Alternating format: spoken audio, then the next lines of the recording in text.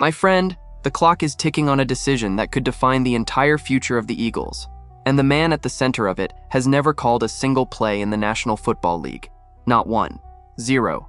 He is 34 years old, he has 2 years of experience as a coach, and he was just handed the steering wheel of an offense that fell from the top of the league all the way down to 24th in yards.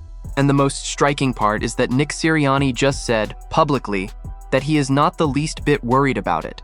This is not bravado. This is not canned press conference talk. Sirianni was specific about the reason.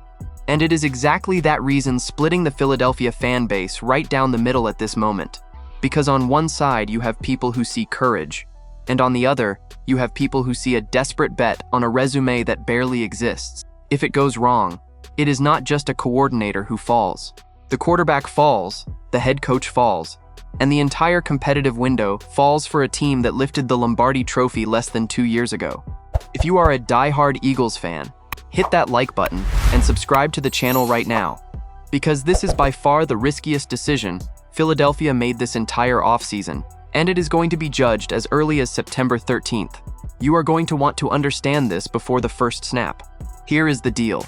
The Eagles' offense was a chronic problem throughout the entire 2025 season.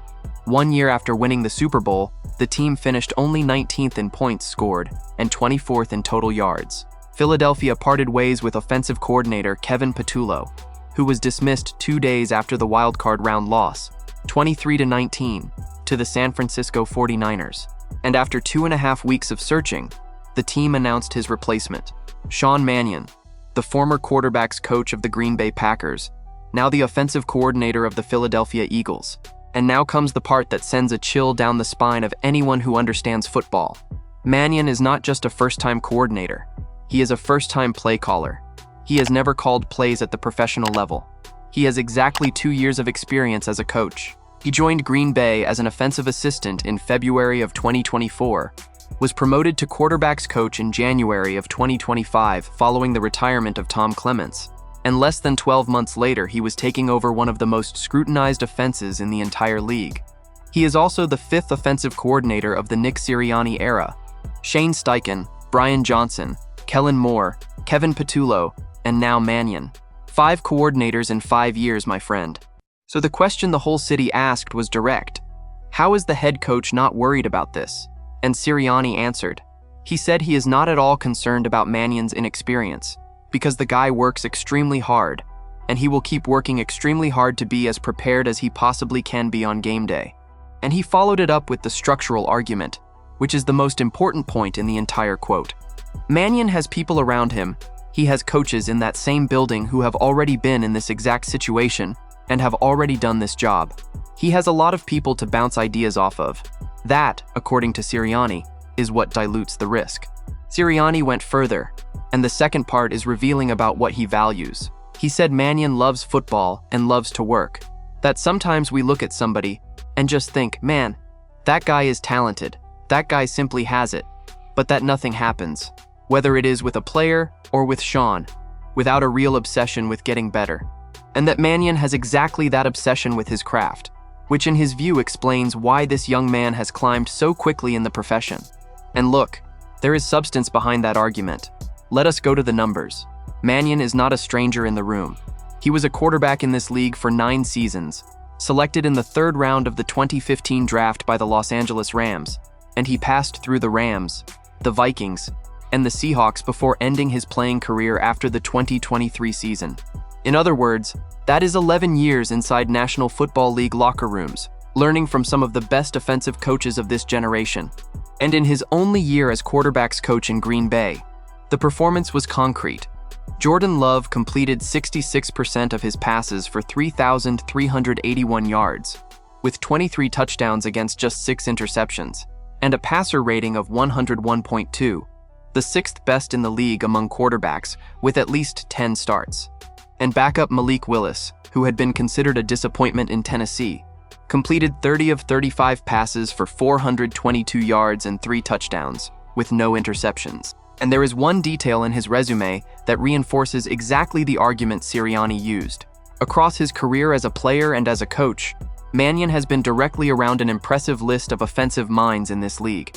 He played under Sean McVay with the Los Angeles Rams, and he passed through locker rooms that included names like Kevin O'Connell, now in Minnesota, Kevin Stefanski, now in Atlanta, Zach Taylor, in Cincinnati, and Liam Cohen, in Jacksonville.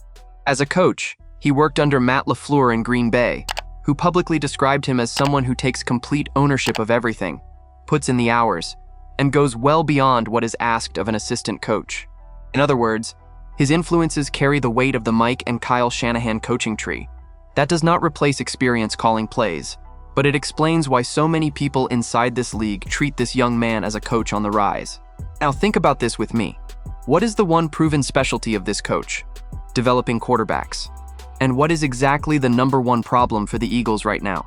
Getting Jalen Hurts back to his best form. That is not a coincidence. That is the entire thesis behind this hire. And here is where things get truly heavy. In 2025, Hurts threw for 3,224 yards, with 25 touchdowns and 6 interceptions, completing 65% of his passes, while adding 8 rushing touchdowns. That is not a statistical disaster. But his passing yardage ranked only 16th in the league, and his average of 7.1 yards per attempt dropped all the way to 27th. Translating that into plain English, the offense stopped generating explosive plays. And that is exactly where the problem Mannion was hired to solve lives. But there is an even harsher layer to this story, and it explains why the atmosphere in Philadelphia is so tense. Rumors continue to circulate that the Eagles could part ways with Jalen Hurts next offseason if he does not thrive in Mannion's offense. That is right, my friend. The quarterback who won Super Bowl 59 in February of 2025 is being put under evaluation. And at the same time, there are people who believe Sirianni himself is on the hot seat after that 23-19 loss to the 49ers in the wild-card round in January. In other words, a first-time play caller is going to decide, in practical terms, the professional future of both the quarterback and the head coach at the same time. Can you imagine any greater pressure than that landing on a 34-year-old? And Sirianni knows it. Asked about expectations, he gave an answer that deserves attention. He said expectations are high and that he likes that he cannot control what he cannot control, meaning what anybody else thinks or feels, and that is okay. That if he spends even 1 second of his time worrying about, man, I wish they appreciated this more, then he just lost time he could have spent on something that actually matters. And he closed by saying that what is within his control are the daily habits that put the best possible product on the field. Now let us be fair and transparent, because this is the part a lot of channels skip. First, none of this is settled. Sirianni did not say Mannion is a guarantee of anything. He said he trusts the work process, which is a very different thing. Second, the rumors about Hurts leaving next offseason are exactly that, rumors. The report carries no confirmation from an official team source, and the speculation about Sirianni's hot seat also appears as third-party reporting, not as a decision from Jeffrey Lurie or Howie Roseman. Third, the track record of first-time coordinators in Philadelphia is not uniformly bad. Shane Steichen and Kellen Moore both left Philadelphia to become head coaches in this league.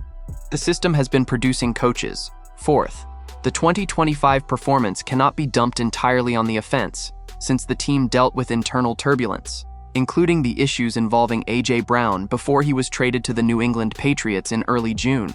And fifth, comparing Green Bay to Philadelphia means comparing completely different contexts. Helping develop Jordan Love, inside a system already built by Matt LaFleur, is not the same thing as building and calling an entire offense from scratch.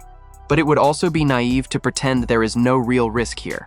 Calling a play in real time, on third down, with the crowd screaming and the clock running, is a skill that never shows up on a resume. It only shows up on Sunday. And the Eagles are going to find that out the hard way, against the rival Washington Commanders, at home, on September 13th. So here is the question for you. Is Sirianni right to trust that the coaching structure around Mannion makes up for a total lack of play-calling experience? Or did the Eagles make a historic mistake by handing the offense of a win-now team to a rookie coordinator? And going even deeper, if the offense stalls again in the opening weeks, who should be the first to go in Philadelphia? The coordinator, the head coach, or the quarterback? Leave your opinion in the comments. Do not forget to hit that like button and subscribe to the channel. I will be back later to update you with the latest Eagles news.